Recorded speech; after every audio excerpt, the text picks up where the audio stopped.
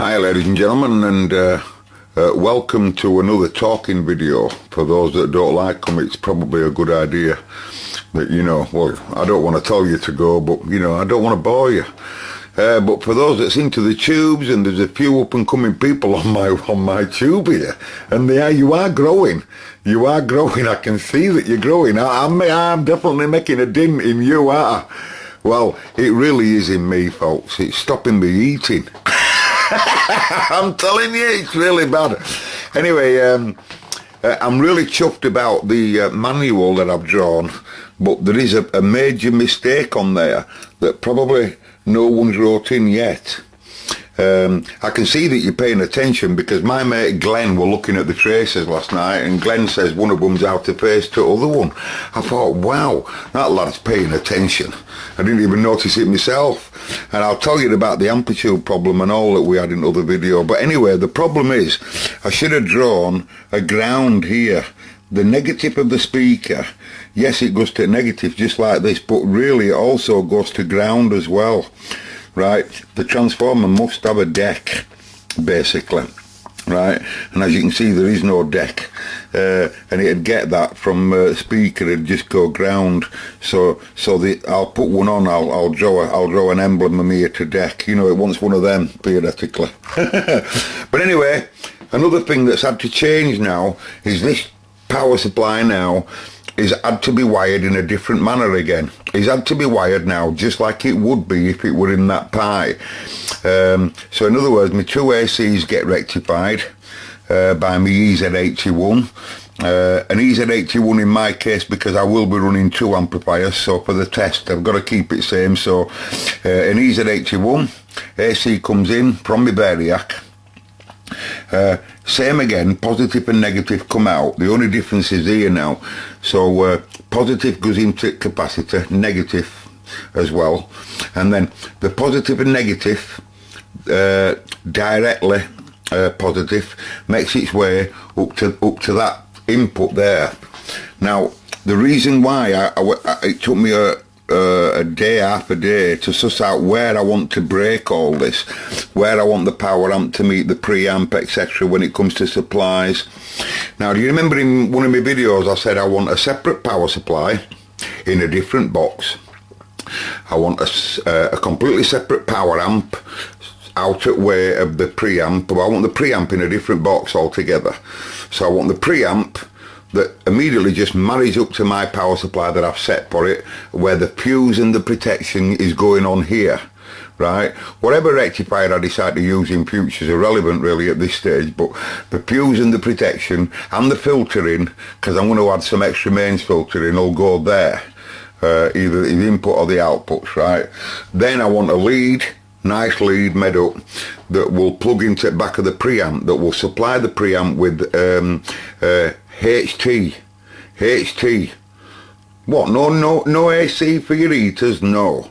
Heaters will come from a secondary power supply that will run in DC.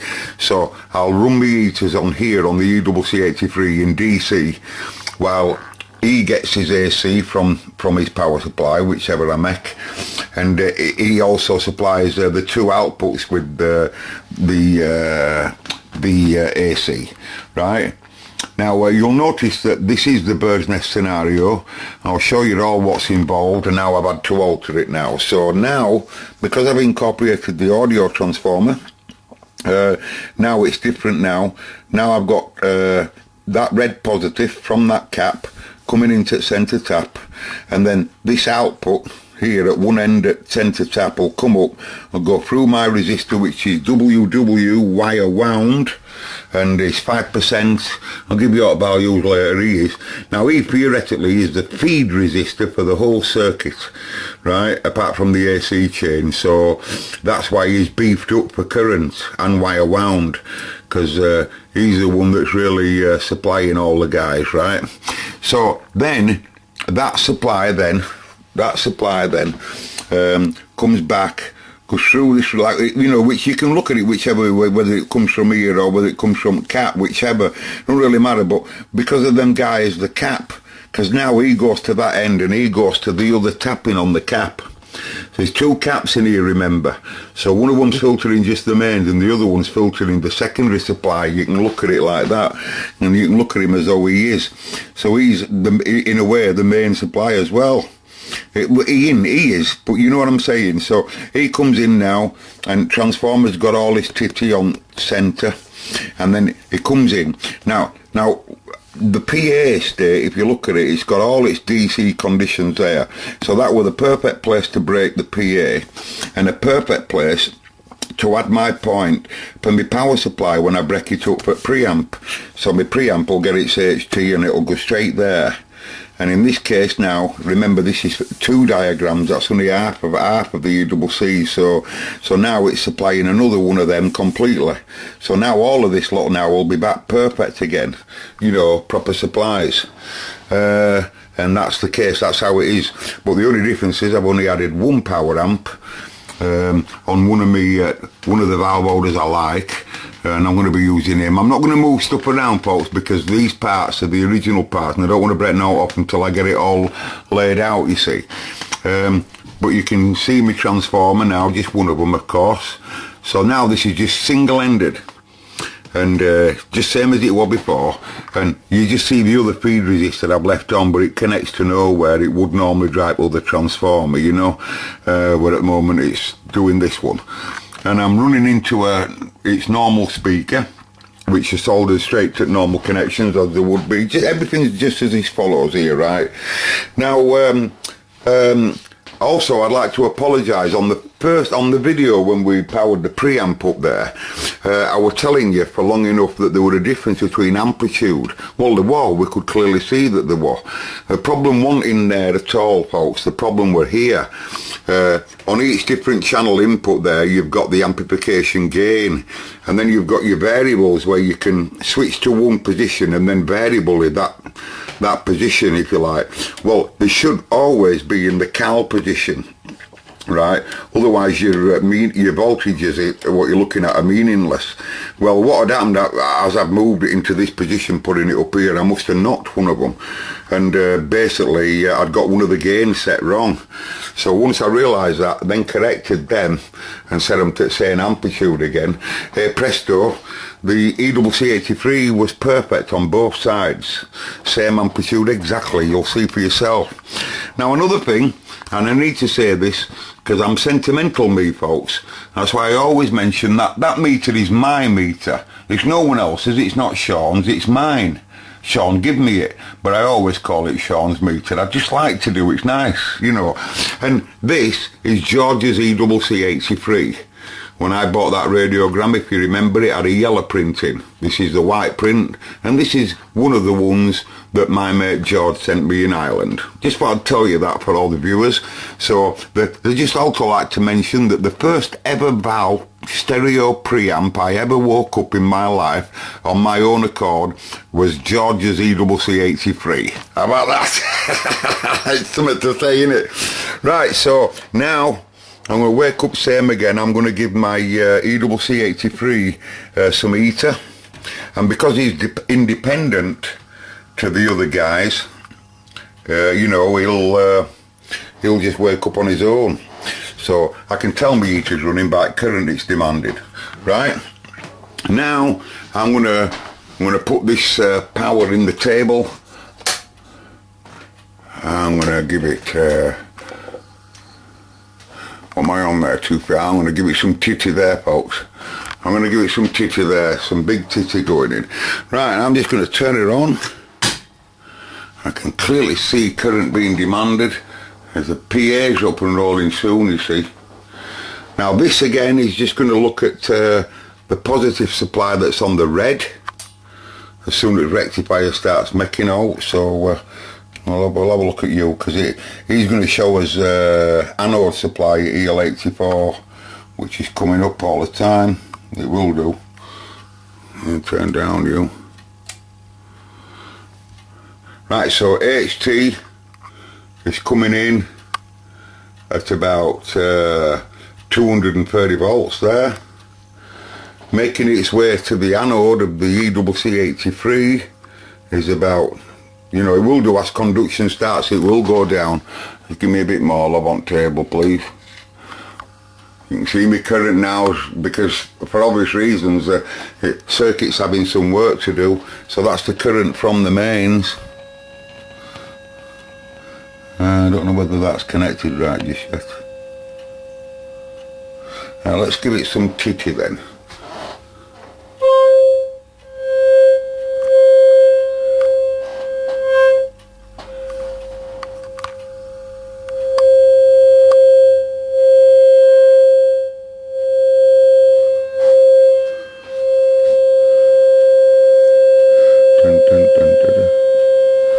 Why ain't my scope running?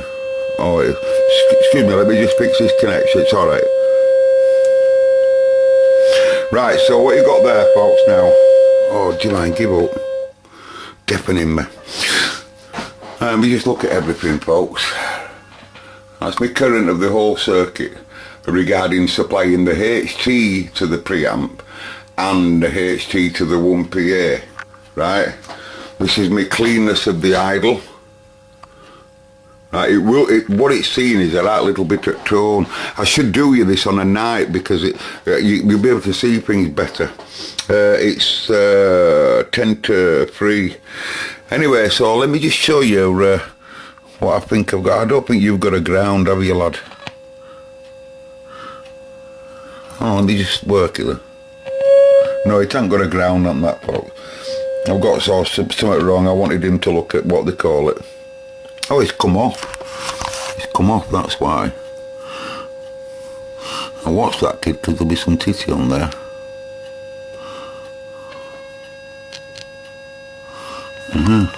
Told you, didn't I? Right, so basically, folks, now we have a working, running amplifier.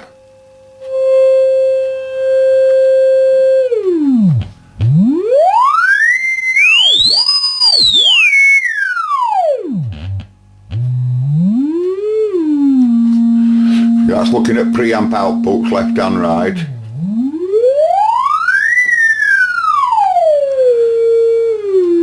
He's looking at this. He's looking at the audio transformer. In other words, the output of the EL84.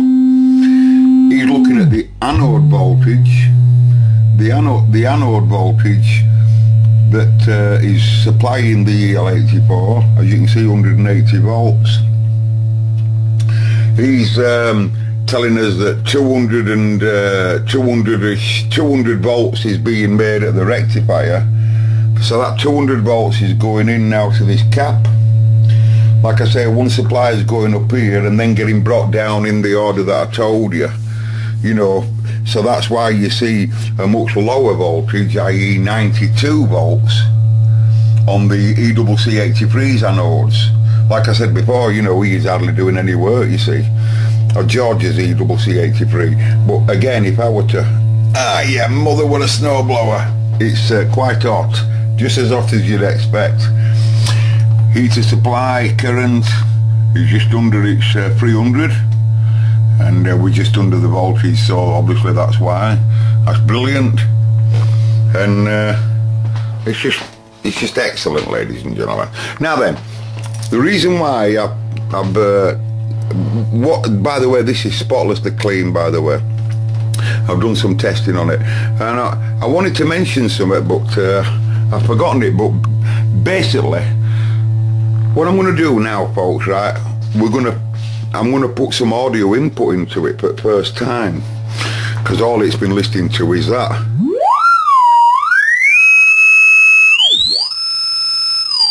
Go higher.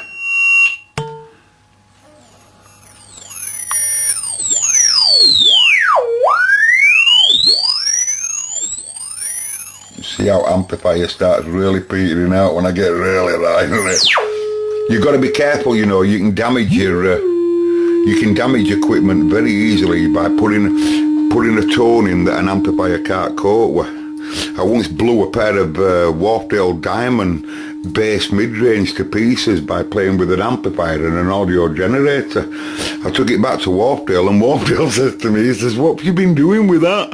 And when I told him that I was messing around with an amplifier and an audio generator, he didn't want to sell me another unit. I said, you've got to sell me another unit. I said, it was my fault. It wasn't your fault. I said, it was my fault. And I said, he said, well, how did you do it? I said, I took it to a frequency so low that it couldn't tolerate it. And I said, and calls were going in and out like that. Like, hold on. Hold on.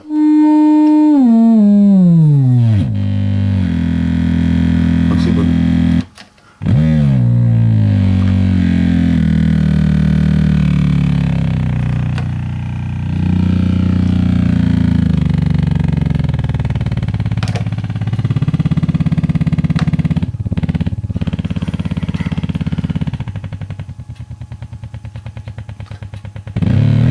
Anyway, I'm not going to do it, folks, but I took it.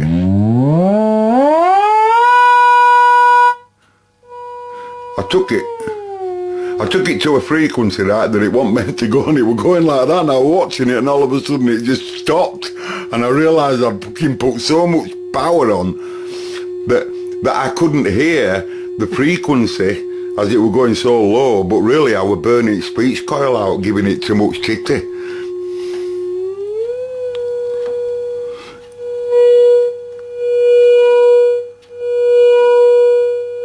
Chuff with that, folks. Tons of air.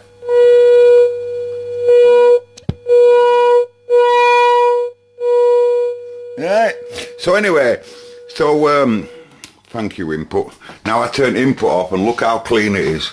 Now that PA will be idling, what they call idling, which we'll look at in other videos, but you can clearly see, oh no, we're not looking at PA on that hour. So we are on here. Oh, that's shit hot, is that, folks? That's just because it leads with it being bent. Oh, that's lovely, is that? I'm really happy with that.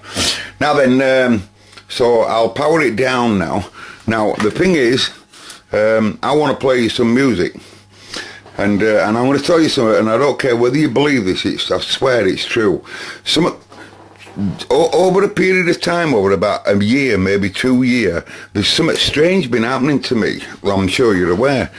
But I'm being serious, right, in the sense that sometimes something will happen where I'll think something or something like that, and then a week later it happens, right?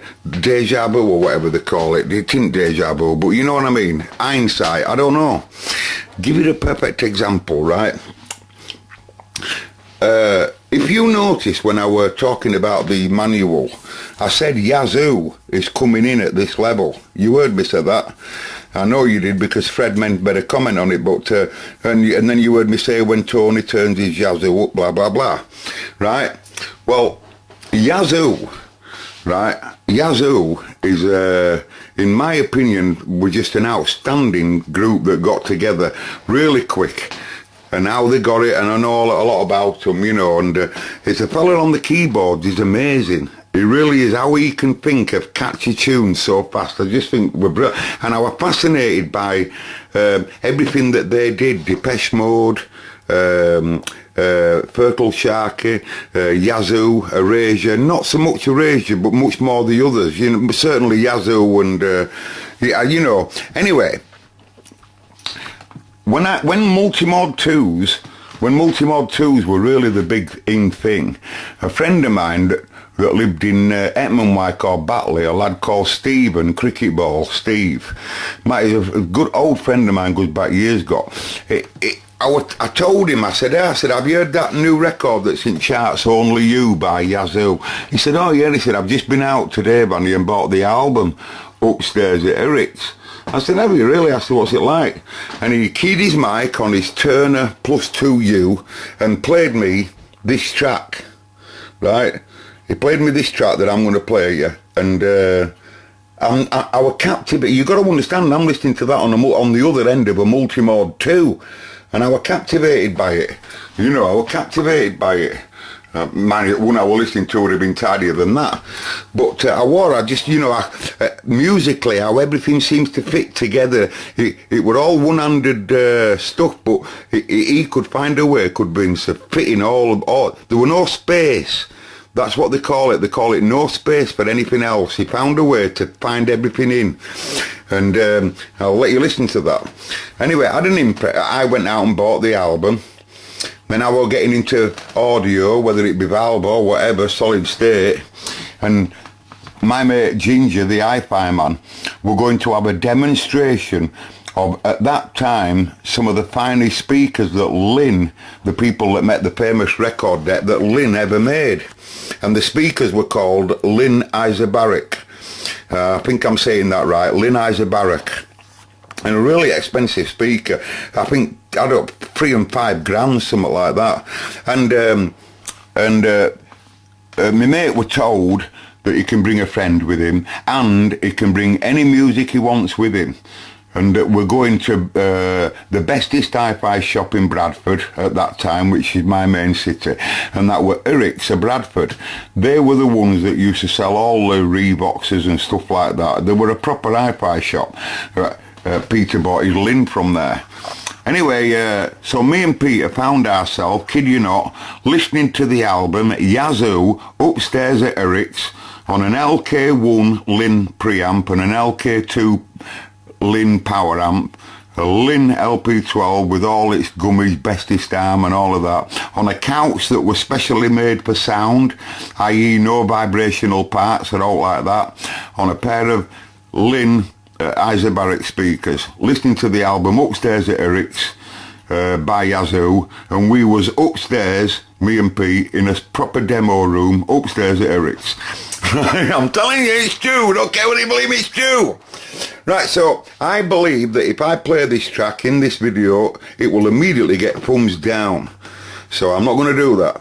I'm going to make a new video, just in case they take the sound off it, Fred, and anybody watching, because they sometimes do. So we'll call this another video, and then I'll immediately post Yazoo playing that track in mono mode. I'll set the preamp, but preamp's working now in stereo, but you know, obviously just one output goes to Fred. And so what I'll do, because I'm only mocking the PA, you see, for building PA, so so what I'll do is I'll feed a mono input of that song in there, and then he'll work, we'll still be able to see both channels rolling on Tony, and he'll just get a mono sniff of it there into that speaker and give us an idea, right? So that's next video, and that's all it'll be. There's no talking on the other one, it'll just be that, just the song, and then I'm gone in case it gets taken off. See you later.